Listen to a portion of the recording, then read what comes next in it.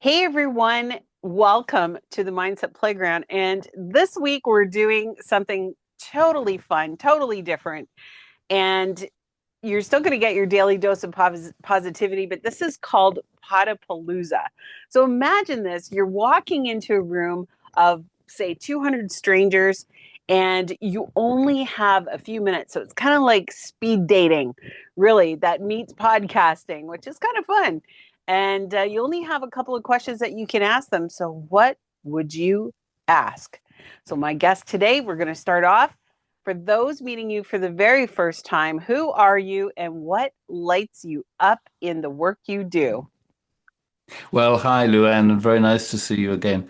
My name is André Walton, and I have a lifelong passion for creativity and all things creative. And I use that actually in many different ways. I use that to help big corporations like the Virgin Group and Lloyds Bank and the Smithsonian and NASA to help them generate more innovative environments. But I also use it to help individuals get over trauma, anxiety, and burnout. So That's that's really my focus. oh, that's great. So what's something that most people get completely wrong about creativity or something in general in their life? Well, creativity is often trivialized. I would say generally trivialized. We kind of think of it either in terms of its products. You know, if I say what is creativity to a group of people, they'll say things like, you know, the iPhone, the internet, or they trivialize it and it sort of becomes something that Aunt Dottie did when she retired from her teaching job and bought a paint box. And the reality is that since the days of the arrow, the bow and arrow, and the spear and the wheel, right up to all these wonderful products, you know, that surround us now, um, creativity is the source of our social evolution. We don't have the iPhone and the internet because we've got opposable thumbs. We have it because we've got many thousands of years of curiosity and creative thinking behind us. Well, that's so interesting. So what's a hard lesson that turned out to be one of the best things that ever happened to you? Um, when I was very young, I was a kind of an abandoned child in some ways. My mother was a cook housekeeper for a large family, and she was just always busy. I mean, there were, you know, this was the days before washing machines. It was the days before, you know, a lot of automated things we take for granted. So she was always, you know, trying to struggle with a coal-fired oven to cook things. She was washing stuff. She was cleaning up. I mean, it was nonstop. And basically, as long as you know, there were no strange noises coming from anywhere, I was left on my own. And that in later life proved to be an incredible asset to me because I didn't have people saying, "Oh, don't do that. That's dangerous. Oh, you could hurt yourself," and all those kind of boundaries that we build into people's minds. And so when I became an adult, which was actually very young, my mother was a very creative person. She deserved a much a different life to that which she had when I was young. She was institutionalized when I was 7. And so she came back into my life, I really sort of felt the role as the man of the life, you know, the man of our family. It was just my mother and I, by the way, no siblings, and I didn't know my father was my father until several years later. And so, you know, in this sense, I had to grow up very quickly. So when I actually sort of left home and started my career various other things, and then eventually an entrepreneur, I felt very in control of my life. I really had learnt sort of the basics of living at a very early age. I left home originally when I was 14, and rented a room and worked at a recording studio, and nobody ever asked me how old I was. I was quite tall for my age, and so it was an incredible asset to start, for instance, my entrepreneurial career, believing that really anybody could do anything. I never felt as if I had boundaries on what I could do. I never felt pushed to become, oh, you can't do that. Go into something that's secure, like, become a lawyer or maybe an accountant or, one of those sort of seek security kind of things that probably were the result of it originally of the Great Recession, put people in this mind frame. I didn't have that at all. So I took what most people saw as risks during my entrepreneurial days that ended up really enabling me to build quite a successful and international business. And I wouldn't have really been able to do that if I'd been preconditioned to, oh, you can't do that, kind of way. So that was a great asset, a great and unexpected asset. Wow, that's amazing. So, what's one small decision that changed everything for you?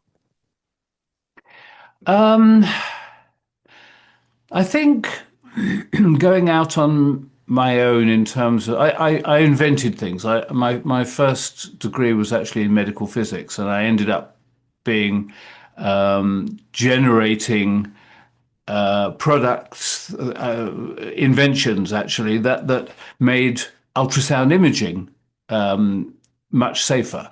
This was sort of in the shadow.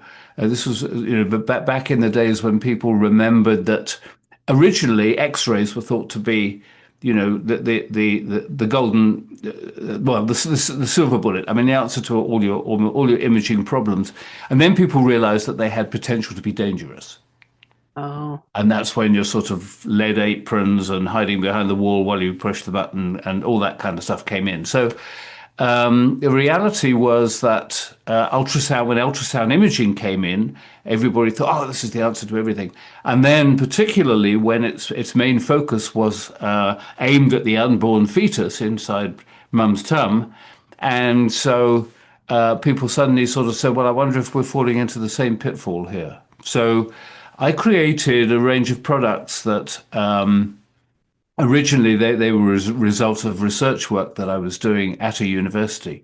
And they didn't have any interest in commercializing. So that was a decision that I made to actually say, okay, let's clean off the kitchen table. I think I've got something worth selling here.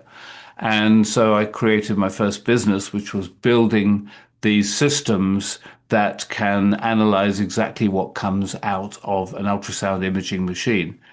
And they became actually the gold standard around the world for measuring ultrasound at the sort of frequencies that you use in hospitals.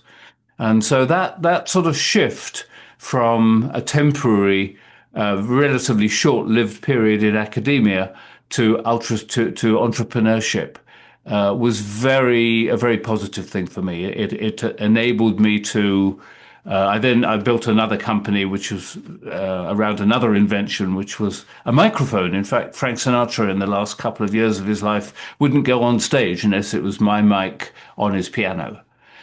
And really? Elton John, Moody Blues, Royal Opera House, Sydney Opera House, all over the place. Radio City Music Hall used it one Christmas for, they had a grand piano being towed onto the stage by a bull elephant. And it was very difficult to mic because this thing was moving around and all that kind of stuff. And they used my microphone on that piano, but it had a lot of other applications as well. So that was one of the other inventions that I created. But none of that would have happened unless I had decided to make that change when my research contract finished, to go and exploit that particular medical invention. And that was, I had no capital. I mean, this was basically, this was a nuts and bolts building of a tiny business that came on to be something a bit more than that. So Oh, wow, that's amazing. So, if someone listening feels stuck right now, what would you say directly to them? stuckness is generally, in my view, an imbalance between the ways we think. We have two ways of thinking. I've already mentioned creativity, and creative thinking is a core personal value. It's a core human value that we've all had when we were kids. You know, when we were 1, 2, 3, 4 years old. We don't have the capability of thinking like an adult. You know, as adults, if we have a new situation or something we have to make a decision on or think about, it could be very trivial. Well, am I going to have coffee today or tea, or it could be, you know, are we going to move house or not? You know, so at any level, we have two choices, and one of those choices is to think is for the subconscious mind to go back into its memory banks and think, have I ever seen this situation before? And if the answer is yes, you've seen or you've heard or you've been part of this situation in some way similar, then what we do, the mind then uses that as a template for the current problem. Right. Well, you can't do that when you're 1 or 2 years old because you haven't got that, you haven't got any history. You've got no templates, pre-built kind of scenes to use. So that's why kids think so incredibly creatively. And you know, I spent a lot of time with my granddaughters since the day they were born, and they would find all sorts of weird objects during the day, and they'd say, "Well, what is this?" And you could see them like a sort of a puzzle piece going into a jigsaw puzzle. They needed to find where it fitted to make sense of their world. And sometimes they put the wrong piece in the wrong pot. You know, I'm sure that'll fit. Try and force it in there. But, you know, the reality is that that is creative thinking. You've got to look at the whole picture. So creative thinking is very divergent.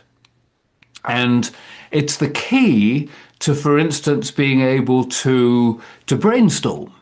You know, if you think about when you're brainstorming, either as a group or just brainstorming on your own, you're trying to look at all possibilities.